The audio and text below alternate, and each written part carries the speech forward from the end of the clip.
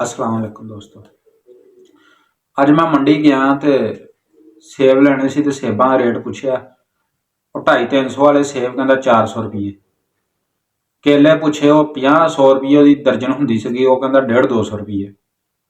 प्याज लेने से गंढे लाल गंढिया मैं पुछया तो वह 200-250 रुपये उन्होंने रेट पिछले डिगया से। दसो यार, मैं क्या यार तेरा तो रेट ही बड़ा। कहता भाई रोजे आउन दे। मैं चुप कर गया। नाल एक बाबा खड़ा सी, वो कहता भाई मैं पिछले सारे रोजे 4 आस्ते कढ़े यार, असी रोज़ियां दे नां दे ना गरीबां नूं डराता। उंज असी कलमा पढ़िया, मैं कहना कलमा पढ़ के भी रब ते एहसान ही कीता आपां। मुल्क दा नाम इस्लामी जमहूरिया पाकिस्तान, ते करतूत वेख लो। ये तो वह हिसाब हो गया, कोई न्याणा जम्मे ना तो वहदा नां रख दो सलाम दीन, तो वड्डा होके भावें डकैत बन जाए। सारे काम सरकार ने भी नहीं करने, कोई साडा भी फर्ज बनदा है। इत्थे बंदे पूरा साल सोचते रहिंदे, चीज़ां स्टाक करते रहिंदे, लै रोजे आउणगे फिर वेचांगे महंगियां करके। साढ़े 20 दिन रोज़ियां दे पहले शुरू होने आ, इन्हां ने धूड़ कढ़ देनी छिलण मुच्छण वाली आवाम नूं, ते एंड वाले जिहड़े 10 दिन होने इन्हां ने जा मक्के मदीने पहुंचना, उत्थे गुनाह बख्शा लेने।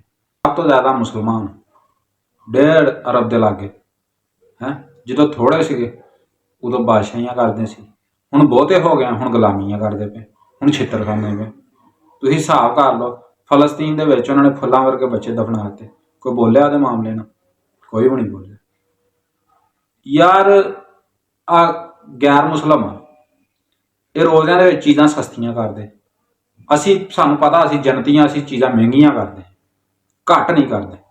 दसदे कि पाकिस्तान चो सब तो ज़्यादा हज उमरे दे पाकिस्तानी जांदे हैं। मस्जिदां साडे पाकिस्तान च सब तो ज़्यादा, जुमा पढ़न चल जाओ तो उत्थे पैर रखण नूं थां नहीं हुंदी। यार असी कलमा पढ़ के मैं कहना रब ते एहसान ही कीता। असी भज के दीन इस्लाम दे विच दाखल हो गए, पर इस्लाम नूं असी नहीं अपने विच नहीं दाखल होण दित्ता। ते निक्के ला तो स्कूलों दे विच पढ़ाउंदे हुंदे सी, हो मेरा काम गरीबों की हिमायत करना, ला करा लो हिमायत।